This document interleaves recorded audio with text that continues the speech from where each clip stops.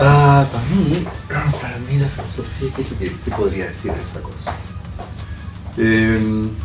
Es lo que hago, básicamente. O sea, es lo que intento hacer. Uno podría hablar de su vocación y todo eso, pero en realidad creo que es simplemente una forma de vida para mí.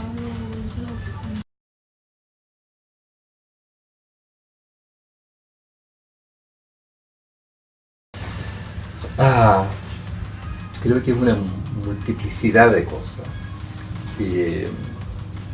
Como en el caso de la filosofía, uno no puede reducirlo a una sola fórmula, y por eso prefiero decir que es una forma de vida para mí. En el caso del arte tampoco puedo reducirlo a una sola fórmula, y a una sola fórmula que pudiese tener valor histórico permanente o duradero.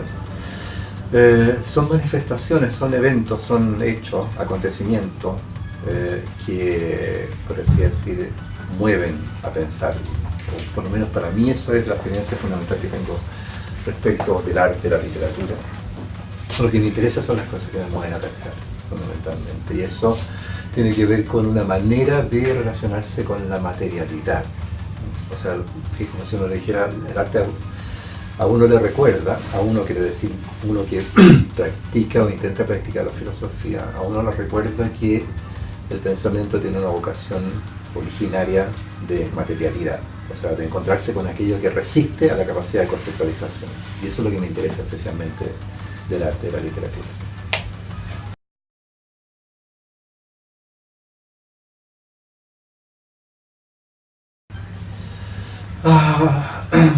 Una comunidad, ante todo. Y diría una comunidad de pensamiento, una comunidad deliberativa, una comunidad de deliberación. Una comunidad que no excluye a ninguno de sus miembros como sujeto válido de esa deliberación. En cuanto a comunidad, su vocación, su destinación fundamental es la generación de conocimiento a partir del ejercicio libre del pensamiento. Y eso le genera a su vez también ciertas responsabilidades respecto del medio en el cual está inserta, en el cual está instalada. Ciertas responsabilidades que no significan simplemente plegarse a lo que el medio demande, sino que también anticiparse a lo que ese medio puede eventualmente requerir en términos de necesidades, en términos de opciones y alternativas y perspectivas de desarrollo, perspectivas de crecimiento humano de esa misma comunidad, de la comunidad, quiero decir, la cual está inserta la universidad.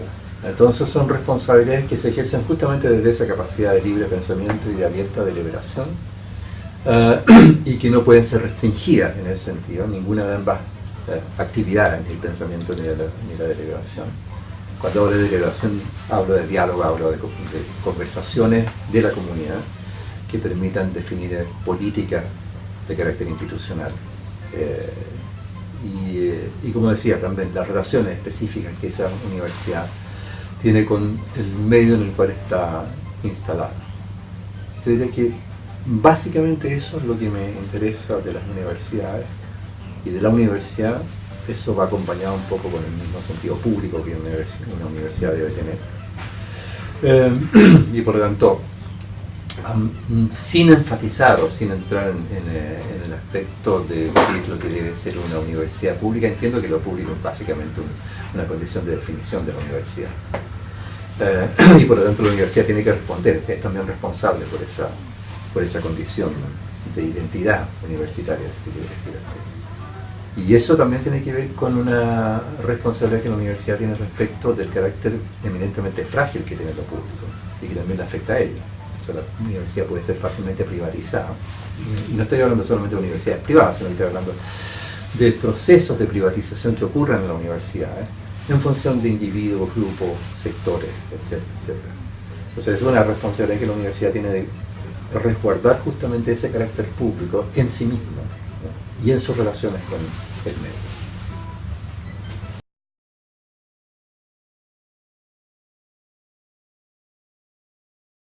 Yo creo, o sea, claro, cuando uno ve esa relación actual uno piensa como en, más o menos simplemente en los avances tecnológicos de punta, en las transformaciones que está sufriendo la misma, lo que uno llamaría la naturaleza humana, en función de esas transformaciones, en función de esos avances.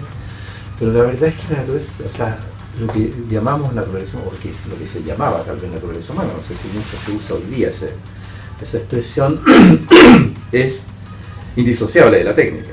O sea, no hay lo humano sin técnica, me parece a mí. O sea, la técnica es totalmente cooriginaria con lo humano, es condición de surgimiento de lo humano. Entonces, yo creo que la idea de una transformación del humano en función de avances tecnológicos está dada desde un principio, está dada desde un comienzo. Y que en general las formas de pensar a la técnica como una suerte de instrumento cuya autonomización puede poner en riesgo las condiciones propias de lo humano es una manera limitada de ver el asunto. O sea, hay, por así decirlo, una negociación que el ser humano siempre está haciendo consigo mismo en función de sus capacidades técnicas, de las capacidades técnicas que lo constituyen. O sea, que no simplemente son herramientas o instrumentos a su servicio, sino que lo constituyen. O sea, en todo lo que nosotros hacemos hay aspectos tecnológicos, en todo lo que nosotros pensamos, sentimos, actuamos, hay aspectos tecnológicos involucrados necesariamente. Y por lo tanto, yo creo que una relación, o sea, cuando uno habla de establecer una relación con la técnica, una relación positiva y productiva con la técnica, en el fondo es hacerse cargo, en primer lugar, del carácter técnico de lo humano mismo. Me parece que eso se podría decir también. O sea, se pueden decir muchas más cosas, por supuesto, sobre esa cuestión, y uno puede entrar en ejemplos y cosas de esa naturaleza. Pero si tú piensas en un tipo de hecho global que puede tener, como se llama, o sea, que puede servir como una suerte de imagen de esa suerte de indisociabilidad entre lo humano y lo técnico, piensa en la guerra.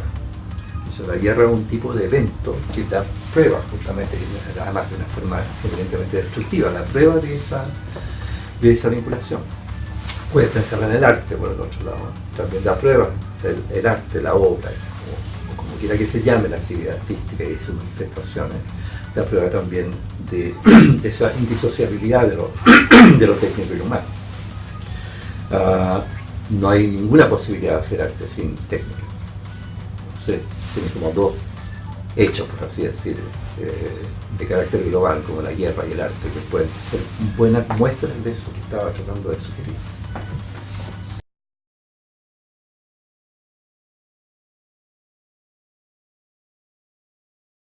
Mi relación con las redes sociales, me meto en las redes sociales. No me gusta tuitear, eso sí que no me gusta por ningún motivo, me carga. O sea, me carga que me constriñan a una cierta cantidad de caracteres, que me parece que eso es una de las cuestiones, a pesar de que uno puede usar esa forma de expresión, que me parece válida, me parece incluso interesante desde el punto de vista literario, pero a mí me gusta también el uso del lenguaje, me gusta que me lo constriñan. Y además que creo que el castellano es una lengua tan hermosa que uno tiene que aprovechar que la tiene. Entonces creo que esta cosa te reduce mucho esa posibilidad de aprovechamiento, a pesar de que uno puede imaginarse formas de utilización literaria de cosas de ese tipo. Pero las redes sociales a mí me interesa lo que está pasando con ellas también. Me parece que es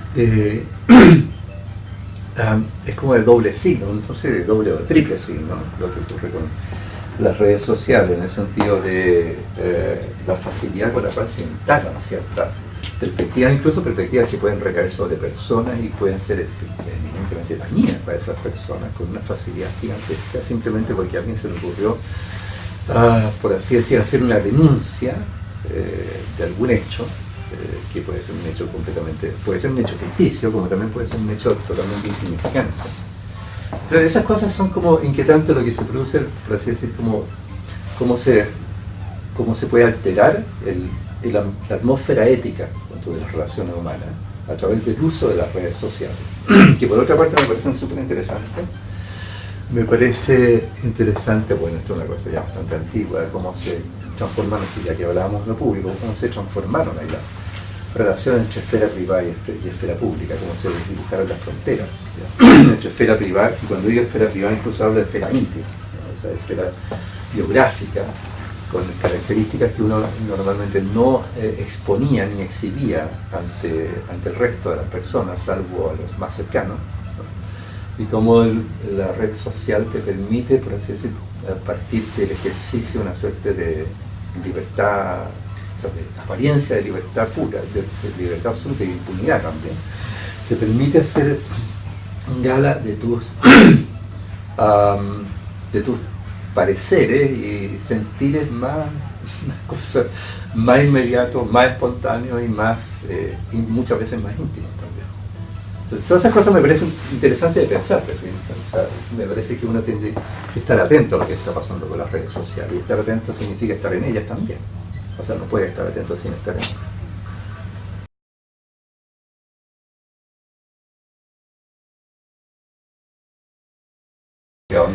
Eso, es que eso es lo que pasa con el ser humano, nunca se sabe esa cuestión. O sea, uno puede ser predecible lo que ocurra con el ser humano, en el sentido de que, o sea, creo que lo predecible tiene que ver con que hay cosas que yo creo que difícilmente pueden cambiar. Eso es lo más predecible.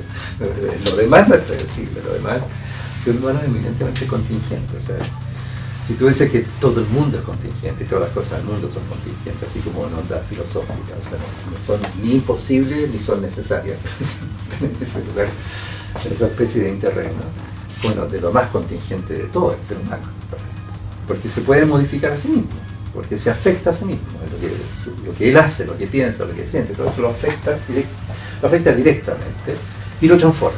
Entonces, es como un portador de contingencia, un generador de contingencia, no solamente algo que es contingente por el hecho de ser, por el hecho de estar ahí en el mundo, sino que es un generador de contingencia y un generador de contingencia respecto de sí mismo. Entonces, difícilmente uno puede predecir lo que pasa con el ser humano, sobre todo teniendo en cuenta que el ser humano no es una sola cosa, ¿no? O sea, hay una diversidad, una pluralidad. Creo que una de las cosas interesantes que ha pasado en el último, no digo tiempo, no se podría pensar en 2 siglos, pero la emergencia justamente de esa diversidad humana, la emergencia en el sentido también del reconocimiento de esa diversidad humana. El reconocimiento no significa la aprobación o la aceptación, en muchos casos. El reconocimiento simplemente significa que alguna gente se da cuenta que hay otros que son distintos y que a lo mejor tienen una actitud excluyente respecto a ellos. Por eso digo reconocimiento en un sentido general, reconocimiento. Pero en todo caso, darse cuenta que hay diversidad, que hay pluralidad y diferencia, es una cosa que por lo menos prepara para estar más abierto a la aceptación de esa diferencia y de esa diversidad.